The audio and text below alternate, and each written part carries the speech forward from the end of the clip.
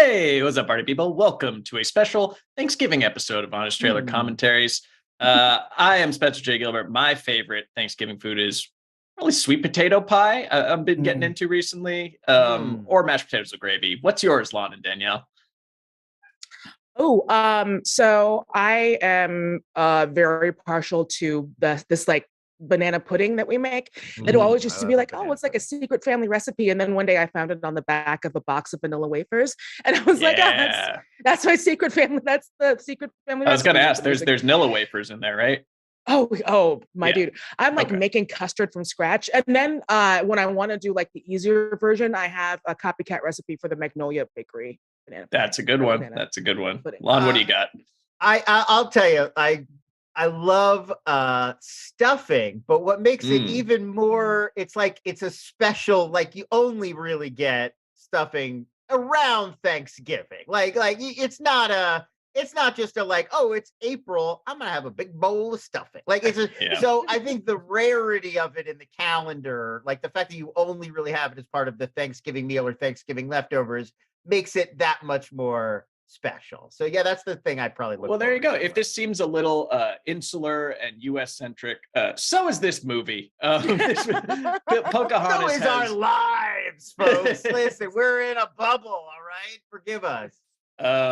So we did Pocahontas. I was shocked that we haven't done it before. Really. Big, massive Disney movie that they thought was going to be the hit instead of The Lion King. They were banking on this one being tops. Let me just stop you right there. What did they think was the appeal? That's what's confusing to me. Like watching through it, I'm like, it's not only that it's not good.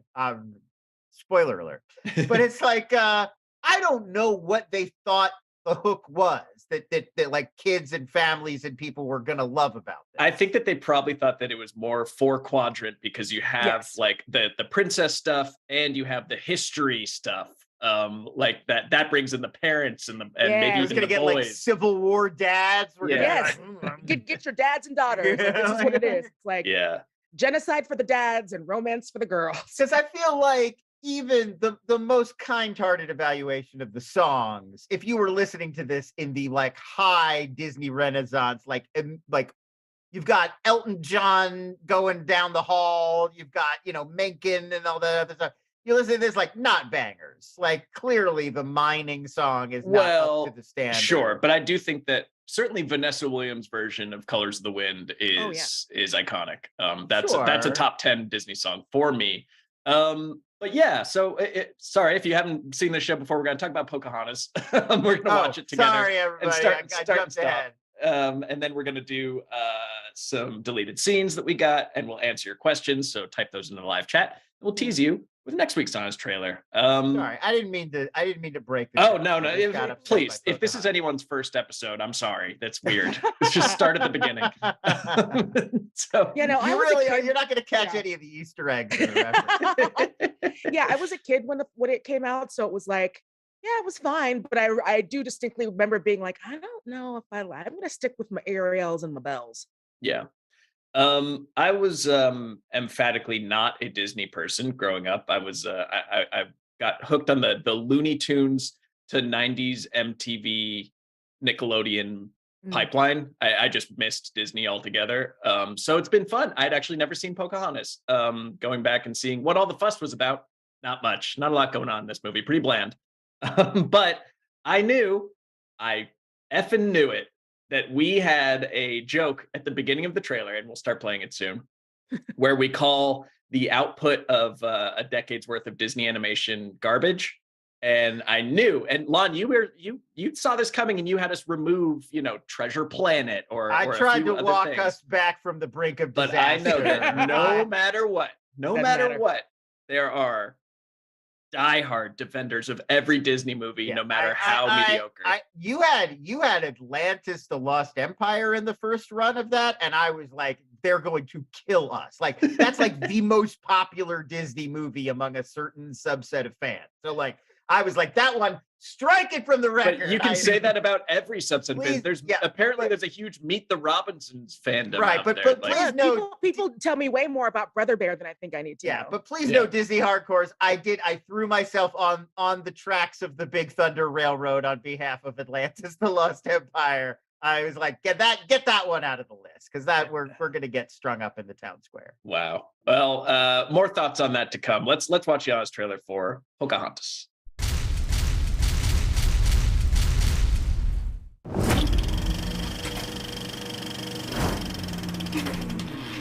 From the studio that dominated the early 90s with The Little Mermaid, Beauty and the Beast, and Aladdin, comes an absolute stinker that kicked off more than a decade of garbage. Come on, the rating sucks, guys. Come on. Pause. Yeah, can you bring up that grid of films, just to see what we included on there. I will say that no matter what your personal feelings are on, oh, this movie's underrated, oh, this one was actually really good, it was so bad that they just stopped making animated films and they just bought Pixar. They just decided that they couldn't do it themselves and just gave up. So it couldn't have been that good. Of all this list, like I can't even speak to like Chicken Little or Bolt. I don't even really remember those. Home of the Range, I agree, terrible. Tarzan, I feel like probably defensible, right? Like, Tarzan, some good songs. Yeah, like I don't think that's one's a complete wash. But that's one that I did see, and just, all I remember is the Elton John stuff. So I don't know. No one's whatever. I'm just going to antagonize them more. You're all it's like perfectly the normal. I remember all the Tony Hawk stuff. That was like the big thing, was that it was like Tarzan is like, instead of swinging on ropes, he's going to like get sick with it. It's Phil Collins, not Elton John, though. Tarzan. Whatever. That's actually much worse, but fine. It'll be in his heart. It just wasn't for me. What can I say? And props to you if you're a Tarzan fan. If it was so good, why did they stop making cartoons? So that's my counter to you. All right, let's keep going. But they're back now. Zootopia is great. Pocahontas. Can't tell. I like it. Meet Pocahontas, a product of Disney's underage thirst trap era. She's a princess based on a real 12-year-old sex trafficking victim, transformed into a dryland version of Ariel. I expect those rules to be obeyed. You disobeyed me. Daddy, I love him! I love him, Father. In this all-leg adventure that's just The Little Mermaid without the catchy songs, sense of fun, or knowledge that they're all about to die from war, famine, and disease. But, look, over there. Pretty waterfalls. Yeah, man. Look up the Starving Time if you want to know what it was like back then. Wow, the colony sucks. Yeah, it was not a fun, happy place for either of these groups. It was so bad, and then it was a lot of a lot of murder, a lot of famine. But I got to say that this is all kind of anecdotal. I don't know how much you can take this history at its word, but the governor in this movie, John, what's his Ratcliffe. name? Ratcliffe. He was captured and skinned alive with mollusk shells. Wow. So sucks to be him. Just a really suck. One of my least the place I would least want to go with a time machine is colonial America. So what's yours? Sound off in the chat. All right, keep going. None. Not a big fan. Danielle's got like a 30 When you year need an Australian to play an Englishman who sounds like an They were big fans American of to me. patronize an Indian, you call Mel Gibson. Not into it. We Not improve the that lives into of it. savages all over the world. Savages? He'll play John Smith, a guy as bland as the name John Smith would imply. I'm John Smith. Watch this explorer discover he has so much in common with Pocahontas. They're both hot. Their eyebrows don't match their hair color. And that's For me it. and the 90s sister. As these two characters, as thin and two-dimensional as the cells they were painted on, find love during the time of colonization. A big goof-up with plenty of good people on both sides. Once two sides want to fight, nothing can stop them. In fact, the English would be friendly if it wasn't for one bad apple. In this historical epic that teaches us all, the real colonizer was love all along. London? Is that your village? Yes, buildings as tall as trees. I'd like to see those things. See there? She didn't have to be kidnapped back to London. Who said anything about her being kidnapped? If I don't look it up, it's like it never... Pause. The historical story of Pocahontas and John Smith has a like zero affection or retelling in Native communities, and that should really tell you all this. That like she's an icon for people in and around Virginia a few hundred years ago. This is not like a famous story otherwise. And this Disney movie, they just turned it into like Romeo and Juliet, which it definitely was not. It's just you go back to I totally get that in this era there was a lot of talk about, like we want to diversify the Disney princesses and we want to, like they're all white from the past and we want to be the new, it's the 90s, brother, like we're the new Disney. And so they had done, Belle and Ariel, and this is the era of Mulan, and they're going to start trying to branch out more. And good for them. And so you get on that level why the Pocahontas thing might have been appealing. But like it's just not the best story. Just make up a new story, Like it just feels like there's gotta be a way that you could work Native Americans into the Disney format without leaning on this actual story that really happened. It's not at all appropriate for a kid's fantasy. Yeah, it's very much love conquers all, and then is the big takeaway. And then the conquering was just done out of like sexual jealousy. Like, oh, she can't be with him and he can't be with her. We want them. Yeah. Right. Yeah, no, this is definitely like the kind of movie that you could make before Wikipedia existed. Like, right. Oh God, can you imagine fact checking a movie in 1995, going to the library and like looking up a card? Well, right. Microfiche. You gotta go find microfiche. In fairness, this was also the version that kids. I don't even know. Like this was always the version I was taught in school, like in elementary school. Like in the 90s, you basically had to read, Howard Zinn to get the real story on this. Like it's just much better known today. In general, the story of the colonization of the Americas, and like I feel like younger people are just much better versed in the sort of factual history of this time than we were in the benighted 90s. Yeah, when you were like, yeah, they fell in love and then they stopped being mean to the natives, and then they shared their corn, which they call maize. Maize, right? That old tale. All right, let's keep going. Happened. When you're not stuck wasting time with Pocahontas, enjoy your time with equally boring side characters, like 3 animal sidekicks more bumbling than Bob Chapek. R.I.P. Wow. Pause. We called it. We called our shot on that. Yeah, really but had the lace of heaven on that one. This was way before the news when this was written. Yeah. I guess since we don't do news these days, why don't you talk about Bob Chapek out, Iger in? What's your quick reaction to the news, Danielle? It seemed everybody I know that works in animation is super psyched about it. Yeah. All right. That's Lon, you gotta take. I mean, I think it's more. It's like obviously Chapek messed up a bunch of things. There was the Scarlett Johansson stuff, and then the "Don't Say Gay" bill in Florida. Kind of stuff at the parks. All the park stuff, right? Like he's just kind of like said a bunch of silly things, like adults don't watch cartoons that like the Disney CEO obviously shouldn't say. But I feel like in a lot of ways he was kind of still running the Iger playbook. This is largely about perception, that like Iger is this iconic figure who ran Disney for 15 years and made all these huge deals. He's the Pixar deal guy, the Lucasfilm guy, So it's just having him be the one who's steering makes people feel better, which is so important for a big public company like Disney. Yeah. I will just say that I didn't know that not only do they share the same first name, they also share the same middle name. What the hell is happening? They're both Robert Bob Allen. Yeah. Wow.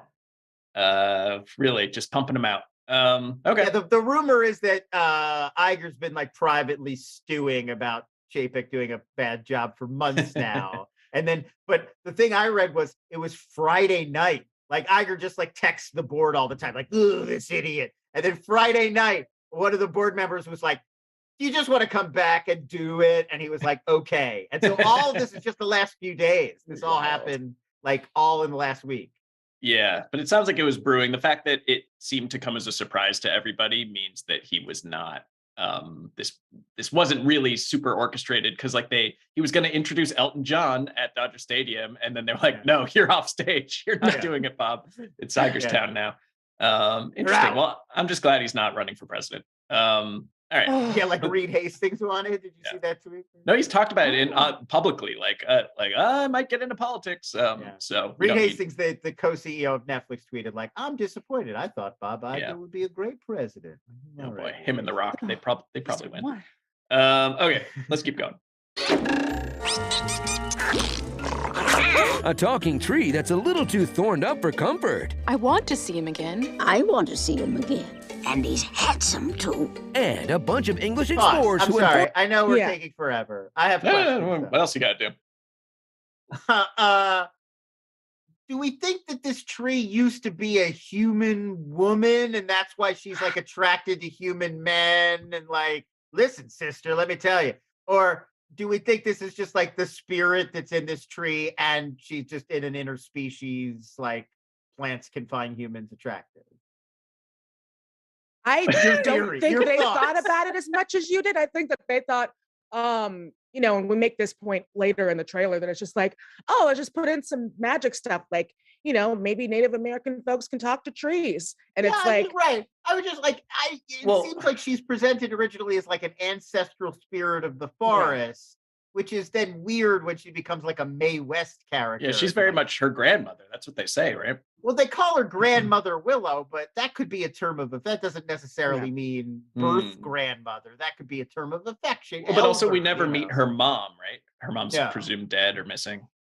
We know her dad is the chief, but we don't know what happened to Mom. She could also just be a tree, another tree somewhere. She's half tree? A full tree, I mean. You think Pocahontas is half tree? Maybe that's how she learned how to speak English through the power of That's true. She does magically learn English just like the power of the wind. Yeah. Oh, you know the Native Americans can learn languages from the wind? Oh, that's just from trees. Just like imagine how badly you want to make out with this dude, and then your heart will give you the way. Also, I'm sorry, those three animal characters is just the weirdest thing because suddenly you'll be like in this really dark song about like industrialization and wanting to like murder a village. And then it'll be like, oh, look, the bird is kooky.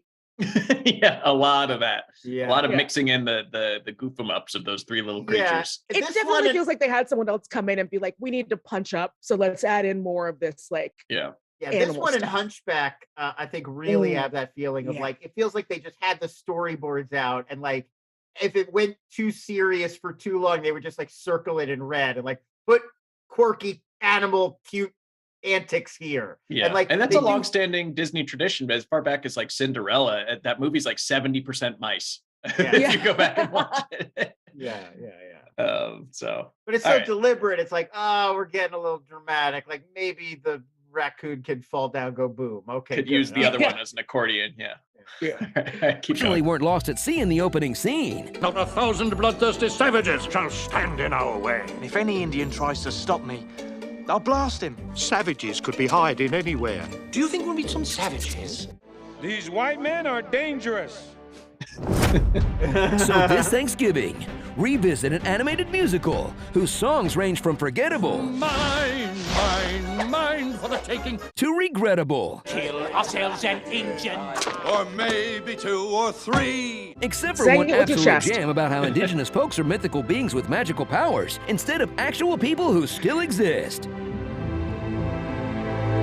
think my tribe are ordinary people? So pause. This is our own Emma Fyffe doing her best Judy Kuhn, is it Kuhn or Kuhn impersonation? And we have a new music producer helping us out. David Benitez, I believe, is his name. And I think he, first time out, so far so good. Yeah. We're back in the parody song business, folks. So I think what's coming out next year? Maybe the live action Little Mermaid or something will be. Oh yeah, will be back. But yeah, I didn't know Emma had a musical theater background, so we said, all right, give us a scratch track and knocked it out of the park. Nailed So perfect. Let's kick back and enjoy The Colors of the Wind. Proceed. And claim a land you think you can explain. But we are all imbued with superpowers.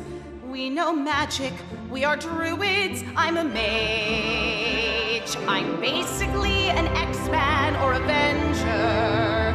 The heron and the otter I command.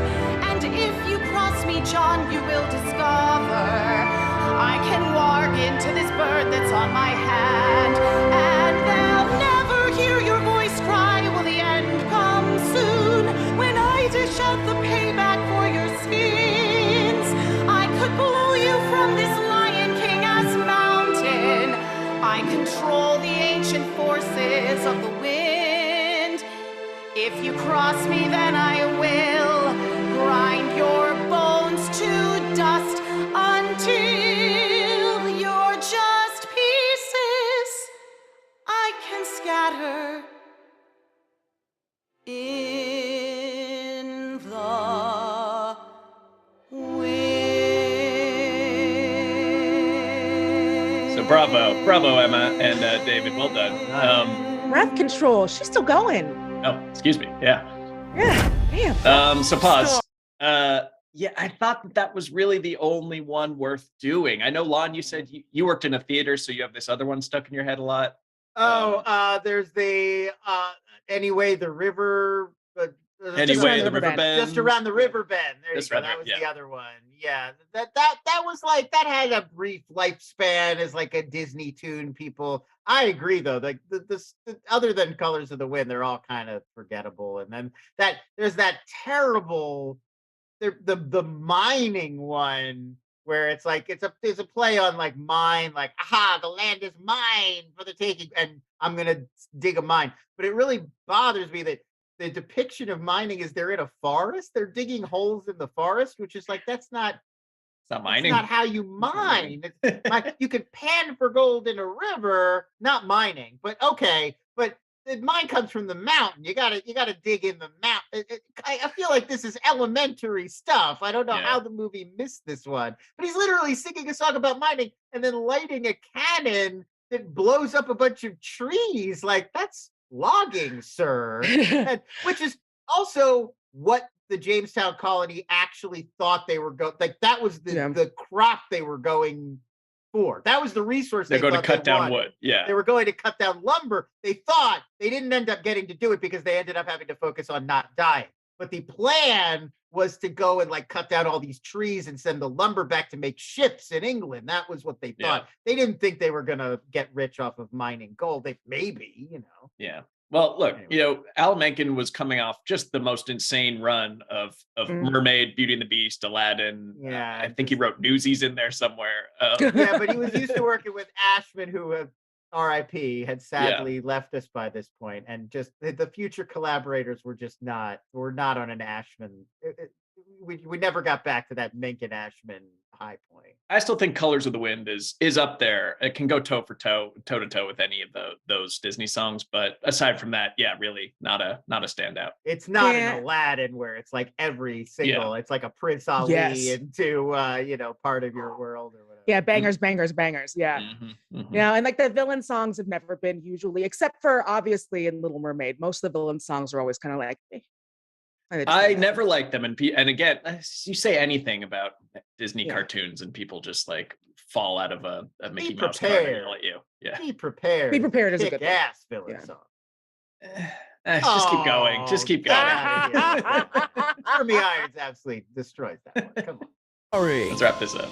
The Maze Runner, Porta John, 90-Day Financier, Trash Bandicoot, Colonial American Psycho, Mr. Smee, Chief of Staff, It's Giving, Tree, Wizards of the Coast, and exactly what TLC warned us not to do.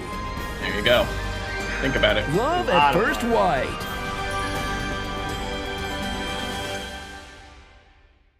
Going back is his only chance. He'll die if he stays here. So it ends with John heading back to England to treat his gunshot wound. By boat? Is anyone going to tell him? Yeah, that's a 4-month voyage. I don't know how long did it take back then. Back to London. Go back to those expert 18th century London doctors. We must remove the torso. Yeah, they're doing like the Tolkien bit, like he needs our elvish medicine, but it's like, but English medicine of this period was not good. Like, and it takes forever to get there, and you're on a boat, and we just solve the boat problems. Even worse. Yeah. Yeah. They'd be like, put a leech on it. Trying to see how long it took to sail across the Atlantic. I probably should have looked that up first. Several months. I don't know if it was 4, but it was at least New York to the English Channel. This is in 1970. Okay, we'll look this up later. Somebody in the Q&A tell us how long you're talking several months. In the 1400s to no, sail 1600s. 1600s. Okay. 1600s. Yeah. All right. Well, there we go. I think we have some things that we cut, and if they're ready, let's watch those now. Starring Windbreaker, Navatar, The Last Airbender, Agent Smith. Step away from the 14-year-old. Why don't you take a seat over there? Lawful Evil, Neutral Evil, Chaotic Evil, The Washington Commander, Kakuma Matata. Dude, just marry Nakoma. Hot Girl Bummer. And Stop, or my mom's mom will Groot. Let the White One in. The Jamestown Massacre. Anything yet? Nothing but rocks and dirt, sir. I'm shocked they didn't find any gold after only digging in one place just a short walk from the ocean. It seems like it would be just laying right there. There you go. Learn to mine. I mean, okay, you're not going to teach kids history. Fair, I get. Okay, the history's troubling. I understand. Yeah. At least they could learn a little bit about mining. It must have just been for that mine song wordplay. It was. That's what I'm saying. It was just the pun, or they would have made the song about logging because that was the truth. You know, log, it's log, it's big, right, it's heavy, it's wood. Right, but that doesn't work. It's not a pun on I'm a greedy old fat guy. So better than bad. It's good. It's good. Yeah. Yeah. Speaking of disgraceful stuff from the 90s that we should never talk about again, John K. Yeah. Wow. Sorry, I'm just distracted by this Slack message that I got that Billy Corgan is in our office building today. What? Not sure why. Not Fandom's offices, but the building that Fandom shares space with. Today is the greatest day you've ever known. I wonder if we have wrestling stuff that happens on our. Anyway. Yeah. Fascinating stuff. So let's move on to the Q&A. So Trevor Copter coming in with some very helpful information. To answer Lon's question from last week, The Day the Clown Cried will be available in 2024. Oh, still has a ton of restrictions, but it'll finally be out in the world. So yeah, maybe it'll be, you have to check into a booth at the Smithsonian to watch it or something like that. That's one of those. It's because there's a lot of infamous movies that we don't even know if they still exist or not. But of all the infamous movies that we know exist, but people have never gotten to see, I think that's the most infamous. Yeah. Bruins fan 1144 says it would never happen, but how about an Inglorious Bastard style Pocahontas where the natives drive them off and win in the end? Hard R Tarantino level violence. I mean, I feel like now that we're getting some more Native American voices behind the scenes and just starting. I mean, just green shoots these days, the early stages of it, but eventually it would be cool to see, Native creatives get to do stuff like that, Yeah. I'd like to see it. I mean, I hate to say it, but Mel almost got there with Apocalypto. You just got to end it a little earlier. That's inter-indigenous violence. Yeah. That's one group of Inca against another. He's on the run from another one. I'd watch it. In the spirit of the holidays, what is your FJ Pretzer said, what's your most traumatic holiday? Ours are lovely. I don't think I've had a particularly traumatic one. You guys? I don't. My family agrees with me politically, so I don't have that trauma that people have every year of going back and getting into fights with cousin whatever about I don't. We're all liberals. So. No, it's and if it was traumatic, I'm not going to share it here. If it's really traumatic, it's I love you guys, but nope. Reynard City Update Channel, not reading that one. Oh, wow. What was it? Mussolini cartoon about trains. No. But props for trying. Right. You wouldn't. Other troubling periods of history, we just go well, obviously you wouldn't do a Disney cartoon about that, but for some reason, the colonization of North America was okay. But you see, Lon, the Minions were in an ice cave. That's true. That's right. Yeah, right. well, they're right. The Minions had to wait out the 20th century for this exact reason. All right. Now, finally, we'll go back to the Bobs. Matenvalesi says, even with Chapek sacked, I feel like the 20s will be the first time since the 80s where Disney or Pixar is not at the top of Western animation. Is it the Spider-Verse, or has somebody else taken the Disney crown? Or are they not? I mean, I would a little bit take issue. I love the Spider-Verse. This is not a knock on Spider-Verse. That movie kicks ass. But yes, it is. I would not now say that just based on the back of that one movie that Sony is now the king of animation. Yeah, because everything else they do run. Yeah, I feel like Sony's maybe at the start of they could build toward that, but to me right now, it still kind of feels like, especially if you bring in the Disney Plus of it all, I mean, there's other people doing like Cartoon Saloon, that Irish outfit that like they just had a new one come out, My Father's Dragon. They're great. They did Wolf. And whoever did Arcane, the TV series. Yeah. And like, right, anime. I mean, certainly there's people doing amazing stuff over there. And there's a lot of good animation on like Netflix and, whatever. But, and like even Amazon has Invincible now and whatever. But, that Vox Machina. But, I don't know. I still feel like it's probably Disney's number one, especially if you combine Pixar and Disney animation together. Yeah, for sure. The champ, just come at the king. You best not miss. Disney animated stuff is great, says Nikolai. Yeah, agreed. Maybe it'll get better now that there's only like one thing left. they'll put all their resources into making. I mean, certainly Warner Brothers Discovery is taking themselves out of the competition in a lot of ways. Yeah. Well, I know this might have seemed a little strange to go back to Pocahontas, but it is Thanksgiving. So your clue for next week is there's really no reason to go back to it except boy, especially after rewatching it, there's no reason to go back. Yeah, I guess it's just, look, it was a holiday scheduling thing. I wanted to do the Guardians holiday special, but because of stuff, we couldn't get to it. So next week is a superhero afterthought, but maybe it'll be fun. A huge movie we've never done. So just on that, came out, made a lot of money, made waves. People remember it. We've never done it. Big stars in it. There you go. You're selling it better than I could. So come back next week, and we'll all get half-cocked together. That's your clue. Maybe we'll be full by then. We'll see you then. Bye-bye.